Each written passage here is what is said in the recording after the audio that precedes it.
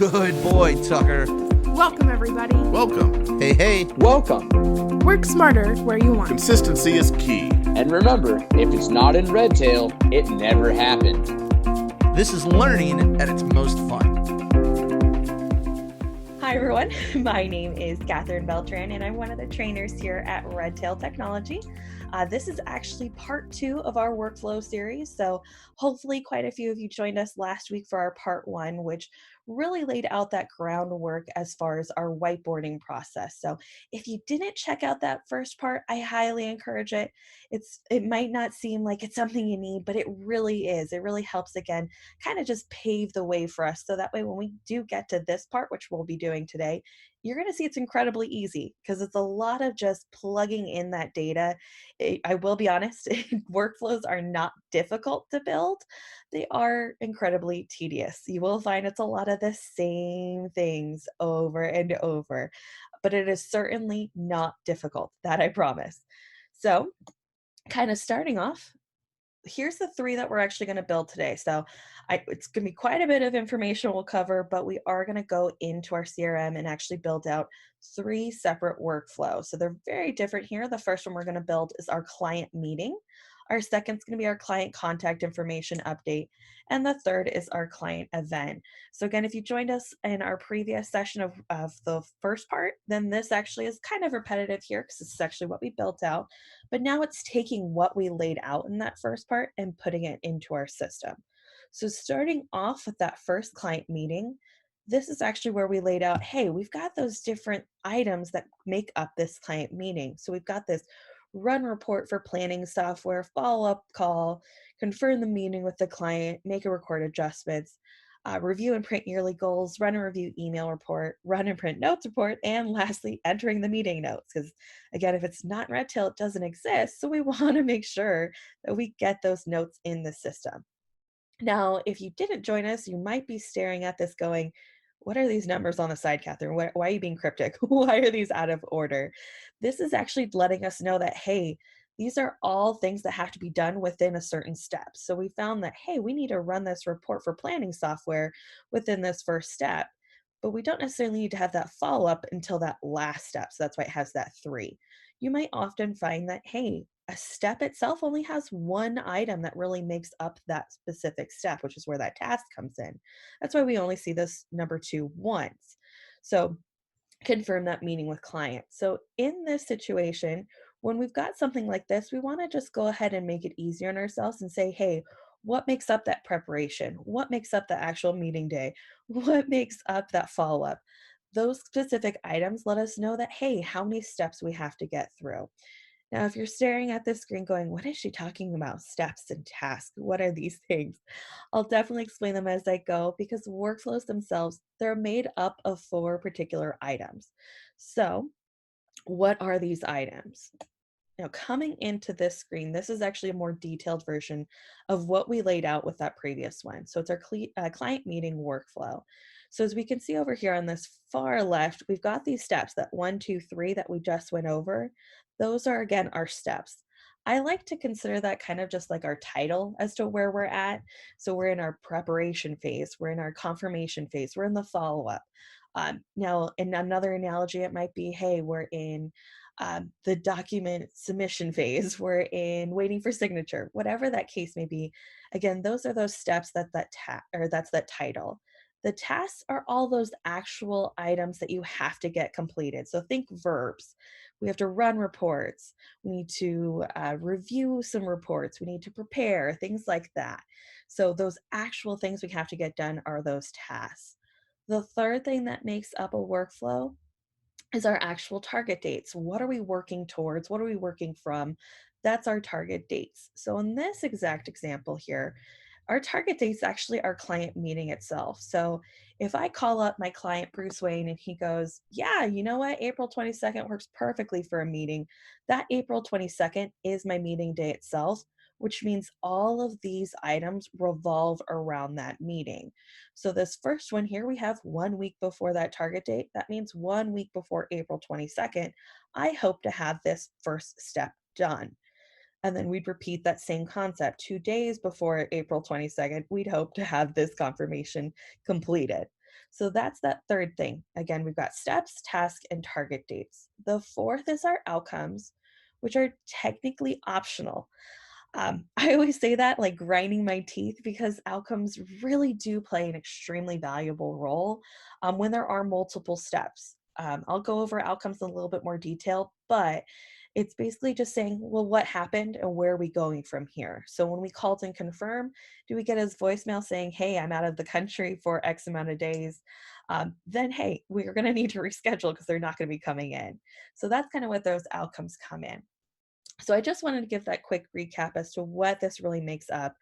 But now let's actually hop into the system so that way we can actually see what this is all about.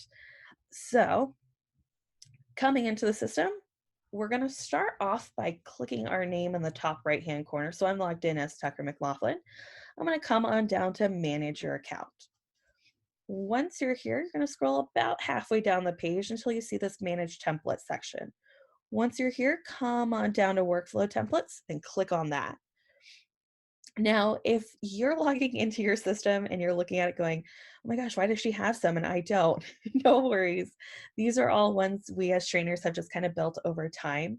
But if you're looking to build out this client meeting with me, where we're going to start off is actually by clicking this new button, kind of almost in the center over here. Just click on new and then we'll get our first series of pop-ups. Now, this very first item here is asking for the name. I used to not explain this until I went into someone's database and they had it as workflow number 1, workflow number 2, workflow number 3, which not exactly helpful because when we're looking at the list of when we actually apply it and it just says workflow number 1, 2, or 3, that doesn't really help us explain what it's about. So we're staring at the list, applying it to a contact going, what? Which one's the right one? So make it easy on yourself. Don't overcomplicate this. This one, I'm just naming it the client meeting workflow because that's exactly, I can scroll back here, exactly what we called it here, client meeting workflow. Oops, I actually clicked too far. So let me come back on here, clicking my new and client meeting. Oops. I can type here, client meeting. All right, so that's again our first box. Our next one over here is our status.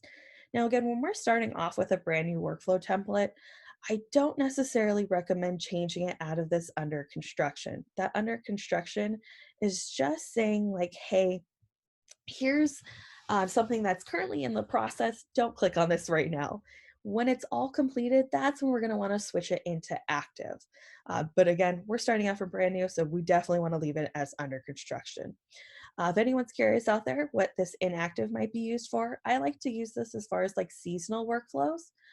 So that way, if you do have something where it's like, hey, I only use this during tax season, but the rest of the year it's not really valuable, then that's when you might make it for the rest of the year inactive. But again, active and under construction is probably the most common, especially when we're first starting out. So again, I'm just going to leave it as under construction. And then we come to our next item here. Now, before I fill out the owner, I do want to say that on this page, you don't necessarily have to fill in every single blank to create the workflow template. This is actually a good example here, and I'll explain why when we get to the target date. But if you find that, hey, I don't really know what the owner should be, or technically this workflow doesn't have an owner, if you don't fill this out, it's not going to like break the workflow. But if you are staring at the owner going, well, what is this really for? I like to look at the owner as the person who just kind of needs to be in the know. They might not necessarily have any tasks within the actual workflow itself, but they need to know it exists. For example, maybe my boss, Rick, really needs to know what I've got going on as far as my work schedule for next week. I might make him the owner here when he doesn't have any of the tasks within the workflows because they're all going to be assigned to me. So in here, I'm going to actually come in here and I'm going to say the client meeting is going to be a team. Now, before I actually click that, I realized user itself, that's an individual person. So in the analogy I just gave, if it needed to be just my boss, that would have been when I picked a user. A team is when it's multiple users that need to be picked. So if I had something like a client service team or a specific advisor team, this is when I'm going to want to pick that specific team. Roles, not as common if you're like a smaller office, but doesn't mean you can't use them. Roles are when you have specific advisors, associate advisors, or CSA. This is an absolutely beautiful option if you've got client meeting, but there's multiple advisors in the office, and instead of building client meeting for advisor Rick, client meeting for advisor Catherine, client meeting for advisor Haley, we've got 7 of the same concept of a workflow. If you pick roles instead and you have that advisor listed on the contact record, it'll know when we apply this workflow to that contact who the advisor is. So again, it's just helping it so that way we don't have 7 of the same client meetings for each advisor that's in the system. And then this last option, creating user, I will say it did cause quite a few confusion as far as like the new rollout when we did this. And that's because creating user doesn't necessarily mean the person who's building this workflow. It's actually the person who's attaching the workflow to the contact itself. So even though I'm the one building this, if I find out that, hey, Haley's actually attaching it to the client of Bruce, and there's a task of creating user or an owner of creating user, then it'll actually attach Haley, not me. So just wanted to clear that up, but I will say the most common that I see is actually going to be a user or team, but these other 2 are great options when you need them. So team, again, is the one I'm going to go ahead and pick, and I'm actually going to pick the client service team that we have. Next option we have here, if you're familiar with notes and activities, you might see that this is a very similar list. And that's because this category is actually the same list that we use for those activities and notes. So I always actually encourage when we are building out our managed database list to also consider any workflows that will ultimately be saved as a note. Because when we do complete a workflow, it actually becomes a historical note on that contact record, similar to activities when we complete them. So in here, if I've got a client meeting, I'm going to want to actually categorize this as client meeting notes, because again, once I'm done with this workflow, it's going to save in as that category of client meeting notes. So you don't have to have one that's specifically client meeting notes. It could be just client meeting. It could be however you kind of distinguish it, but I do encourage having a pretty detailed category list to, again, help you in that long run as far as that saving in terms of that note. Now, coming back to that target date that I mentioned earlier, you don't have to fill in every single blank. The reason why I mentioned that in this one is because our client meeting workflow actually revolves around a client meeting itself. So that's not always going to be Monday, April, whatever, or April 22nd. It's going to change based upon what we've actually scheduled. So I'm actually going to leave this one blank here and go ahead and create my workflow template. Actually, you know, I'm going to update this just a little easier so that way going forward, all of the workflow series will follow this 2020 client meeting. Now, when I first saved it, I had client meeting kind of fell to the middle of this list. If I actually put this 2020 at the beginning, it's going to actually put it at the top because it's going to reflect that numerical versus that alphabetical at first. So kind of just a cool little trick. If you did want something to be at the top of the list versus it being in the middle, put in that number and it'll kind of help build it there. So I'm actually going to go ahead and click into this 2020 client meeting, and we'll get our nice first blank page. This is where I'm actually going to start plugging in that detail that we actually got from right here. So I'm going to kind of hop back and forth as we go here. But the first thing I want to get is that we have 3 steps. So I'm going to come on back over here, and I'm actually going to click on this new step button 3 times. Now I'm just going to go ahead and build out my shell first. So I'm not going to add any details yet. I'm just going to plug in that, hey, there's 3 steps total. I'm going to come back over here and get that, hey, there's actually 1, 2, 3, 4, 5 actual tasks in here, 1 in here, and then it looks like 3 down here. So again, I'll do kind of the same concept as the new step, but under each step, I'll come over to the right and click on these tasks. So I'm going to come on over, 1, 2, 3, sorry, mine's going a little slow here, 5 tasks here, 1 in the middle, and then there were 3 down here. So this is kind of coming back to that statement of saying, hey, it's not hard, it's just a little tedious, because you're going to find you kind of click the same buttons over and over. So that's the first kind of recommendation as far as what I recommend starting with. Build out that skeleton. Start off with what we have, then we'll go in there and add all those details. So now that we at least have that portion, this is where I'm going to have to actually read into what we have. So our first step we have as prepare, review, meeting. Okay. So I'm going to come back over here on the left of just where it says new step. You're going to get this action icon. It's a little circle with a down arrow. We're going to click on that and we're going to go ahead and click on edit step. So comment on here and it has prepare for, and I'm already missing prepare, review, meeting. Actually, I'm just going to put prepare for meeting. That's fine. Now, right after that is where it asks for that step due date. So again, I'm going to come back over here. And that's where I have in this parentheses that I want this particular step to be 1 week before. Now you might find with yours that, hey, it's not exactly 1 week. It's maybe a week and a half, maybe it's 3 days before, whatever concept you have, that's the one variable that's probably going to change for you. And that's perfectly fine. You know what works best in your system. This is just plugging it in so that way it gives you those dates to work around. So again, I have my name and now I have my first step due date. I can talk here. First step due date for that first step. And then I'm going to go ahead and click update that step.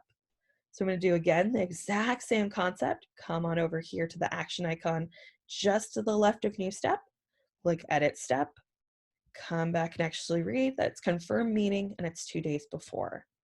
So we'll rename this confirm meeting.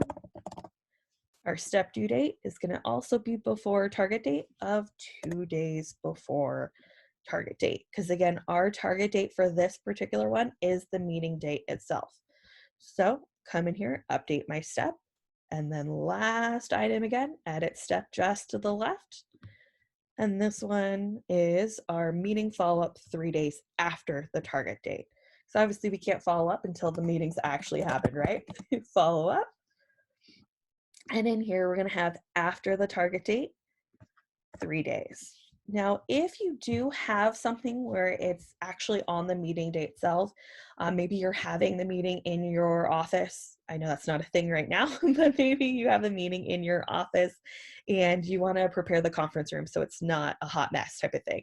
You can technically have something where it's on the target date as well. So that way it's saying like, hey, when you first come in the morning, you'll see that workflow task, you know, oh, I got to do that because they're coming in. So you can have that. We just didn't build it in this one, but no, that is an option. So we'll come on down here again, click update step. And now we have 2 out of our 4 items that we had covered. Again, we've got our step and our target date. We're going to do pretty much the same concept. We're just going to edit the tasks now again. So again, tasks are those actual items that we need to get done. So let's hop on back here because I did see that there's some kind of repetitive in here, and that's because we've got a lot of, looks like reports that we're running. So we have run report for, from planning software, run and print notes reports, run and review UDF reports, run and review email reports, review and print yearly goals. So if you have something where it's like this, by all means, I can come over here. We've got run and report planning software, edit that task, run and review planning, oh, run report from planning software, run report. Software.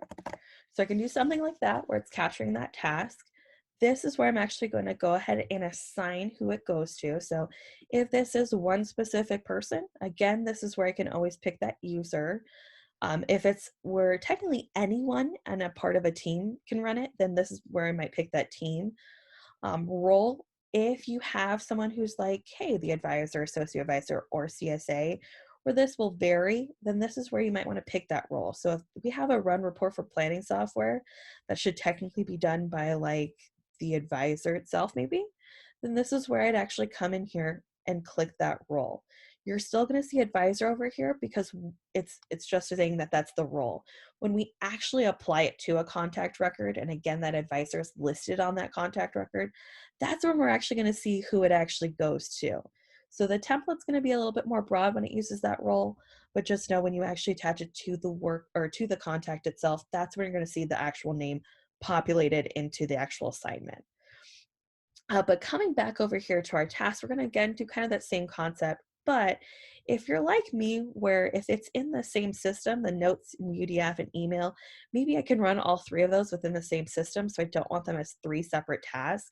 You can definitely come over here, click on Edit Task, and do something like, if I can highlight, there we go, run reports.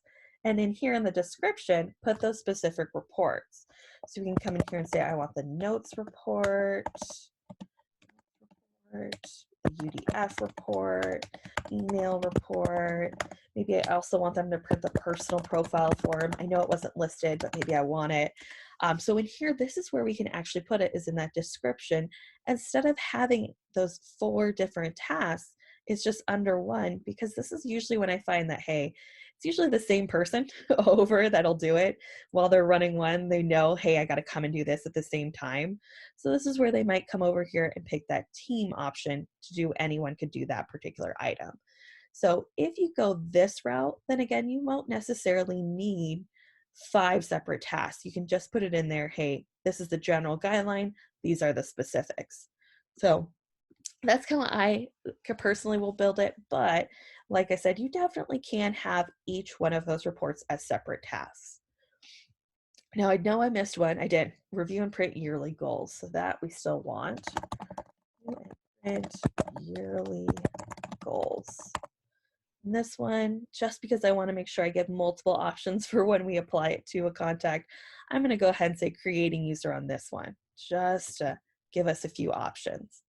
And I'm going to go ahead and delete this task. So again, if you built it out and you realized, ooh, that could be one task, you can always delete those. It's not like you're stuck with the task that you built out in that skeleton. But we now have our first section done here. So we've got our title, again, that's our step, our prepare for meeting. What do we have to do in that actual step? Those are our tasks. We've got to run reports from planning software. We've got to run reports, which ones? The notes, UDF, email, and personal profile form. And then we also need to review and print the yearly goals. And when do we want this done? 1 week before the target date. So again, we're going to fill out those next few items pretty much the exact same way. Come on back here, confirm meeting with client, nice and simple. Come on over here, edit task again, and we're going to say confirm meeting with client. Now, if you are kind of like me, we're like, God, I feel like we just put that as the step title. That's okay if you find that you're repeating yourself. A step does require at least one task. So even if it is where it's like the name of the step itself and the name of the task is the same, that's okay. We understand it sounds a little repetitive, but that might be necessary as far as like getting something like this captured. So this one, I'm going to go ahead and say the CSA this time and update that task. So again, we've got confirm meeting with client within our confirmation section itself, and we want this 2 days before the target. Our last section here, again, is going to be that follow-up. Oops, I'm sorry, I'm swiping the wrong sections here. We've got meeting follow-up. So in here we have enter meeting notes, make and record adjustments, and our follow-up call. So I need to click in here again, just because again, I got a little swipe happy there. Come on down here, click on edit task. And I will also say that even though, hopefully I don't, there we go.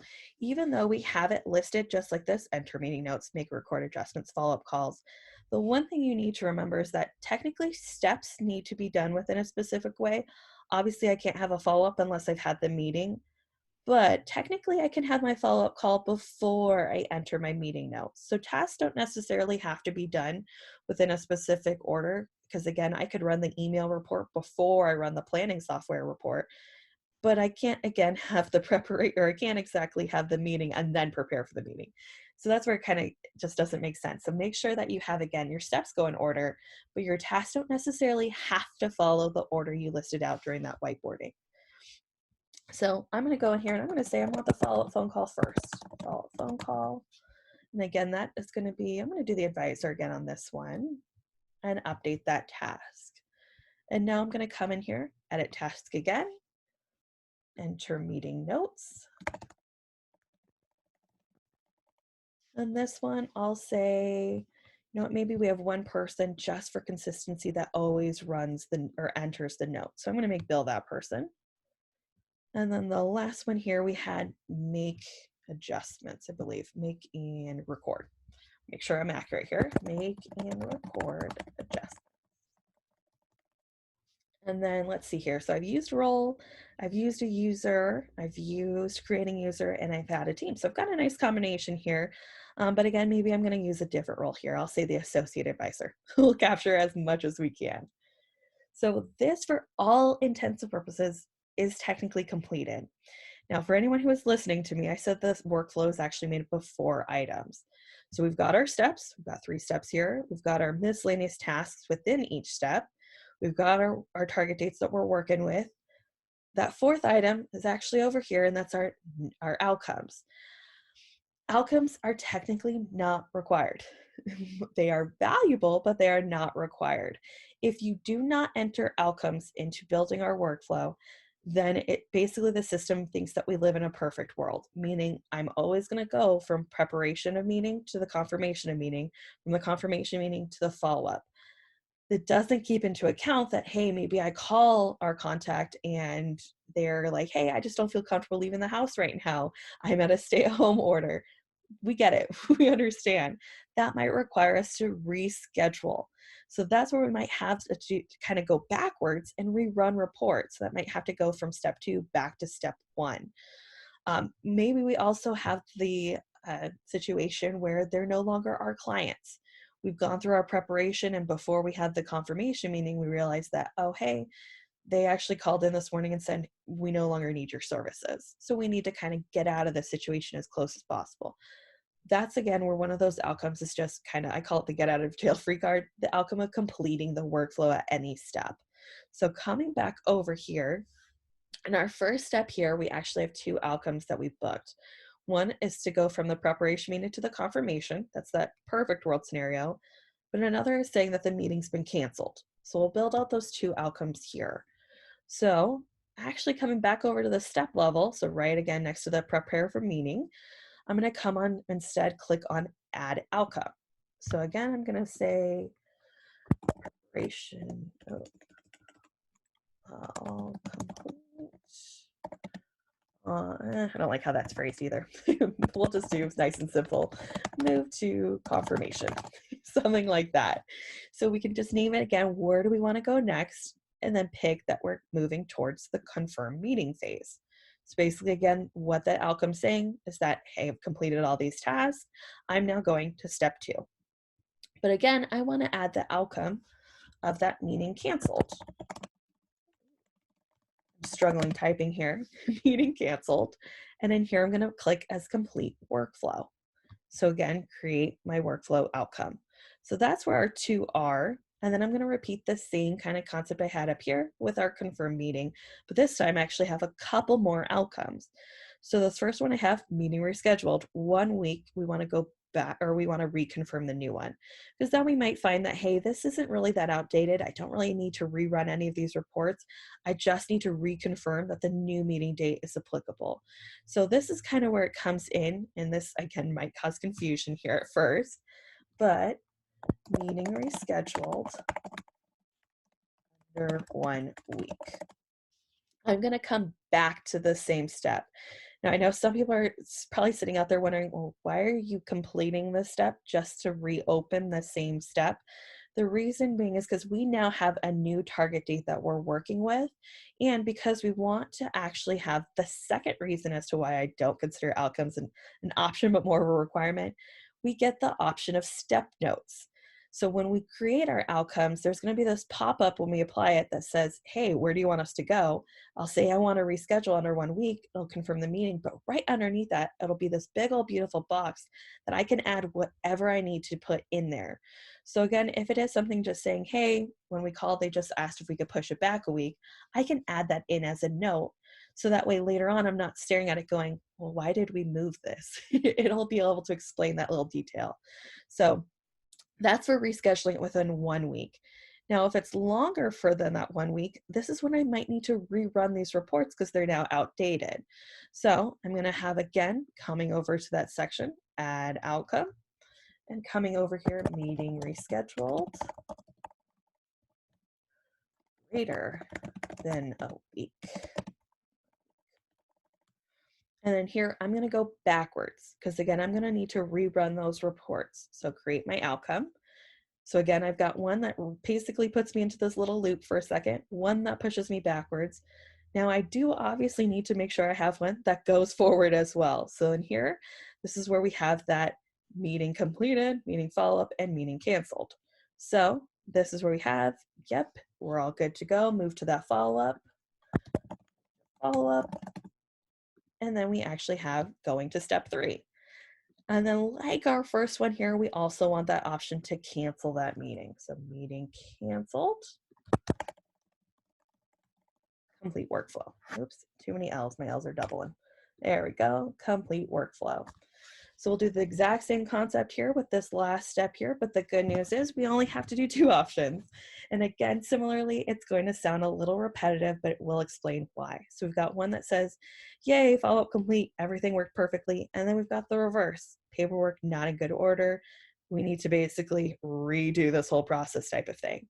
So in here, I'll come over, put follow-up completed. I'm not even going to put a little smiley face. This was perfect. Complete that workflow. And then again, I'm going to come in here, even though it's the same outcome, it's still going to have a complete workflow. I'm going to come in here, paperwork not in good order, schedule new meeting. Because again, when we actually complete everything, this is going to tell us, well, what was that actual result? So when we pick this, instead of us having to type in a whole note, well, we're missing this, this, and this, and this, and that, we can just read that paperwork's not in good order, repeat the process basically. So that is actually our first workflow. And I know I've probably have a couple of you out there sitting there going, oh my gosh, Catherine, why is that so intense? I will say that this is the most complicated one we are building today. The other 2 are actually really quite simple. They're a lot less detailed. So kind of coming back in here, we've got, again, this client contact information update, where as you might quickly glance here, we only have 2 steps. So we automatically took a third one off the table. But when we look at this one, this is just giving you the option that there is the ability to break it down further.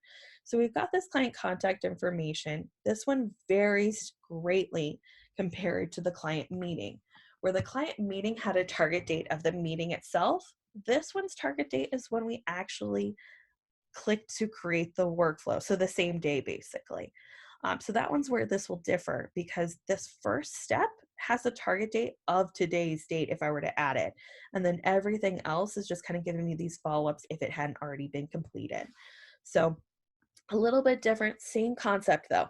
We're still going to come on back to our templates and follow the same process. So we'll come over to new. I'm going to go ahead and start off with that 2020 client contact information update. Oops, not 3, update. This time again, I'm going to leave my status under construction.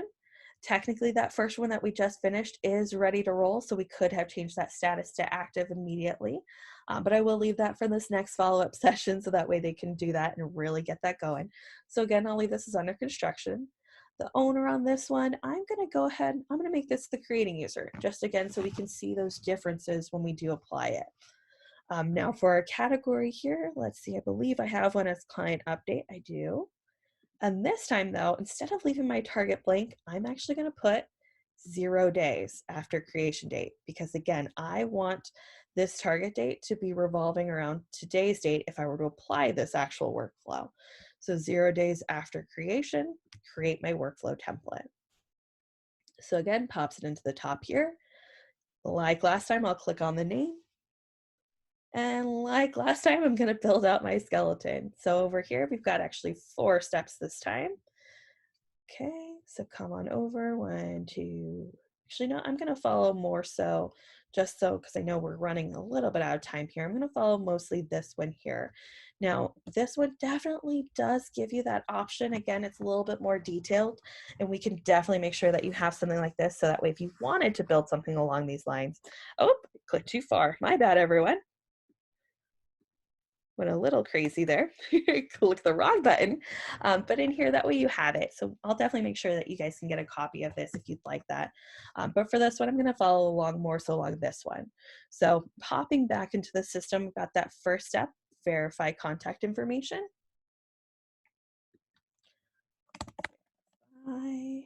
Actually, no, we'll follow a little bit of both here. Update contact. And then the step is going to be on the target date. So versus that last workflow we just built where that first one had a before target date, not the case in this one. This one's on the target date itself. So in here, we want to verify information change with client. So we'll come on over, new task. And I'm just showing you another way to do it because I know the last time we built it with a skeleton. You can definitely just build it one segment at a time here. So verify information change with client. And then we're going to assign this one to, I'm going to say a specific user again on this one. We'll make that one here Tucker. And we'll update that task. So that's technically our first one here. And again, we've got our on target date, greatly different than last time where we had it before. And then coming back here, this is where we can either have this all in one section. So that way it's like, hey, update phone number, email, and address, which I'm going to do in this case. Come on over to our step, update email, phone, and address. So it's again a little bit more broad. And this time though, I'm going to give it 1 week just to have a cushion. Maybe it's hard getting that info. Sorry, I'm like clicking the wrong things all over today. And edit that step. So coming back over here, we're pretty much the same concepts here. We've got update in Redtail, update in planning tool, update in custodian. So I'm going to have pretty much that same concept, but it's going to be applicable again to phone number, email, and address. So you can do something like the one I'm building, or you can build it out so that way they are each separate steps. Whichever way is easiest for you. There's no wrong way. Whatever way is right for you is the right way. So I'm going to come on over here, click a couple new tasks. I think I have about one more, and then I'm going to edit those tasks again. So in here, I need to update in Redtail. Then assign to, I'm going to go ahead and pick the creating user again. Update that task. I'm going to again edit task, update in custodian, count aggregator. I believe that was the next one. It's one of the next one, update and planning tool. Okay. And I'm actually going to leave all of these as creating users because the person most likely who is actually going to need this is probably the one who's triggering this workflow. So I'm going to come over here, update and planning tool.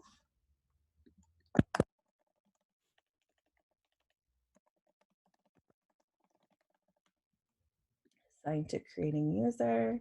Again, you can have a combination though. It doesn't have to always be this case. It could be an associate advisor, CSA, a specific user, or kind of a hodgepodge of multiple. The inform filling tool. And you know, I will, just so that again, that way you guys can get those various options. Yeah, that one's fine. Update task. I feel like I am missing one, so let me come back. Okay, so I've got the Redtail, got the planning tool, I've got the custodian, got the form filling tool. We just need to email client verification of update. All right, I knew I forgot one. So send verification update. Send client verification update. And this one, again, maybe I want that one specifically, the CSA, and I'll update that task. So again, this one, I made it a little bit easier on us. I only made it the 2 steps, but again, you could break it out like we did in the actual slide where we had one for updating phone with these tasks, one for updating the address, and one for updating the email. I just chose to make it a little easier on us and make it one specific step. But again, if you find you need that extra layers of steps with emails, phone, and address specifically, go for it. Whatever honestly will make it easier on you and make it so that way it's nice and clear that this needs to happen, go with that. So coming back here, I just want to make sure we have a couple different options when we build it this way that we do need to keep in mind that, hey, maybe we don't need to update the phone number. Maybe we just need to update the address. You have the ability to have an outcome skip over these steps and go to just that specific one. So just kind of keep that in mind if you do build it out this way. Similarly, maybe I don't need to update the phone number. I need to update the email address. I can hop on over here to update email address. So in this one, I just want to make sure I do have an outcome because again, I like the value of adding those step notes. So I'm going to come on over here, come back to that little action icon just to the left and click add outcome and go to move to updating. He wants to work, move to updating phase. And then I'm going to come on down to here. So again, I like to get a little creative with them here. Then come on over again, add my outcome of update complete. And then complete my workflow. So probably won't really have the option or need really to have an outcome to go backwards, at least in this specific example, but you might find again in other situations that you have that you do need to go backwards. And that's where those outcomes come in. Because again, if there are no outcomes in the system, we think that the world is perfect, which we all know is not the case. But again, if you have no outcomes, that's what will happen. It'll always go from step 1 to step 2 and go so on and so forth. Again, if you don't have outcomes, you also don't get step notes, which I know it doesn't sound like a big deal right now because we don't see them, but when we really do actually apply the workflows, that's when you go, oh, I get it now. I get what she's talking about. I want that. So I really push for outcomes, but just know you don't have to. It's not going to break it if you don't. So that's, again, our second workflow. Again, I made it nice and easy on us. I chose to make it 2 steps instead of 3, or I'm sorry, instead of 4, but you can. It really is going to be your system. So again, if you want this one, we can always send this to you as well, that we have them. But again, if you don't like how this looks and you'd rather just do 2, you do you. That's always my saying. You do what works with you.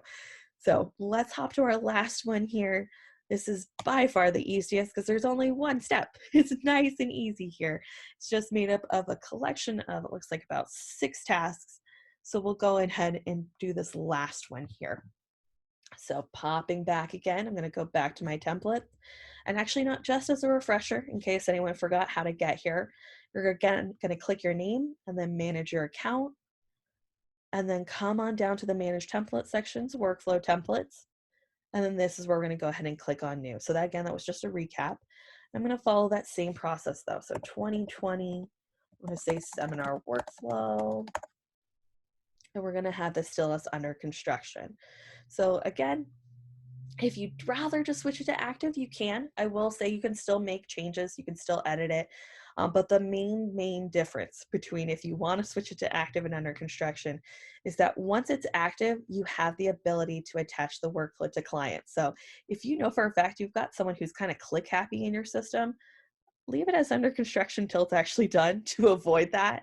But if you know for a fact that you really don't run into that problem, then by all means you can make it active immediately. Same situation with owner. Again, you don't have to pick an owner, but I always like to consider this that, hey, you need to know about it. You have no tasks within the workflow, but you need to know about it. Make them the owner. That way they're kept in the loop. So in this one, maybe I'll make this one a whole team. I think I have one. I don't have one that's like a seminar team. I have a webinar team. Let's do that one. A webinar team here. And then for my category, let's see here. Don't really have a seminar here. So let's see what I could put this underneath. This one could be technically, if you'd like customer service, that one really could be. If not, I might consider adding something in here that's like seminars or webinars. That way I know which one it really falls under. But in here, let's just pick, actually, you know what? Just so you guys know, I'm going to leave it blank. So that way you guys can actually see when we attach it later on, what happens when we don't have a category. Similar to my actual client meeting workflow, the very first one we built, I'm going to also leave the target date blank on this one because, again, this workflow is revolving around a specific date, and this one, the seminar. So I'm not going to worry about the target date, or not the target date either, and then create my workflow. So again, I put that 2020, so it's right at the top. Like any other time, I'm going to click on this name itself, get my blank page. The good news is we only have to click new step once. So coming on over here, and then I am going to look back because we have 1, 2, 3, 6 tasks. Okay. So I'm just going to come over 1, 2, 3, 4, 5, 6. Okay, didn't recognize a couple clicks there. So there we go. Oops, now I got a little too happy. See, if you're like me, just delete the task and you're good. So you're fine. And then coming back again, we're going to repeat the same processes we've been doing, clicking on our action icon just to the left of our step, clicking our edit step, and this time we're going to go ahead and name it client event process. Right, which is actually on the next slide. So again, keep in mind that our target date is the date of the seminar itself. What this actual workflow is just putting together everything we want prior to the seminar. So we have it as 1 week before. Again, that doesn't necessarily have to be what you need. Maybe it's 2 weeks before, maybe it's 3 days before, maybe you have it broken down. Maybe there's one step that's 1 week before, a second step that's 2 days before. Again, you're going to find what works best for you. We just made this one nice and easy, so it really encompasses that we want everything 1 week before. So again, client event process, and then a step due date of 1 week before. There we go. And update my step. And then again, just like the previous times we've done, come on over to the left of our new task, click on Edit Task, and we're going to go ahead and rename these. So put together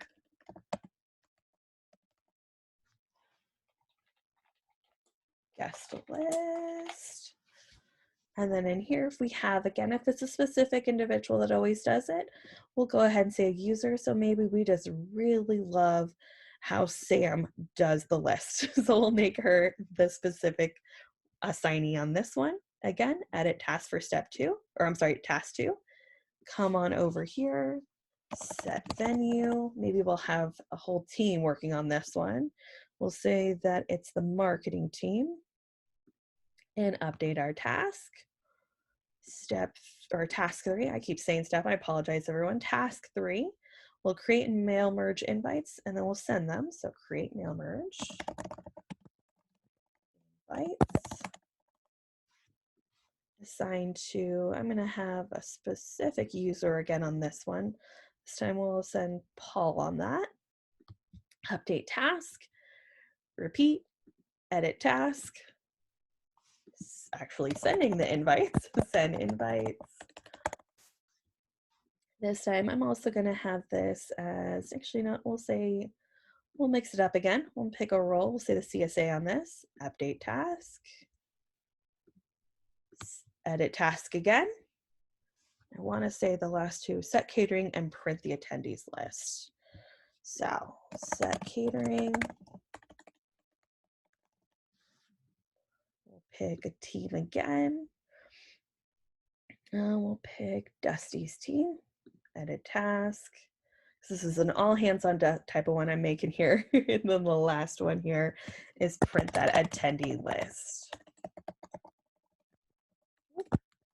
Sorry guys, I'm also struggling typing apparently. And then the last one, I'm gonna make this again a user and I'm gonna say this is all Jack's job here. So update that task. So again, this one we made it nice and easy, just a one-step workflow. We have 6 individual tasks in here.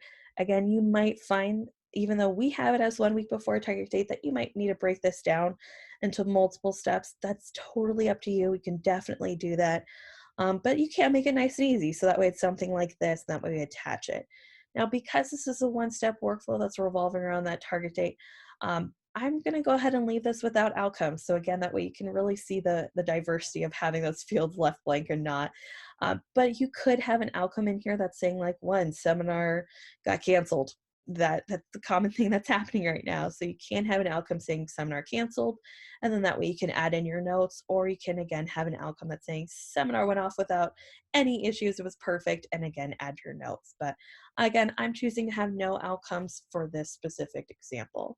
So we've gone through now building 3 separate workflows. We've got our client meeting, we did our client contact information update, and we finished up with our 2020 seminar workflow.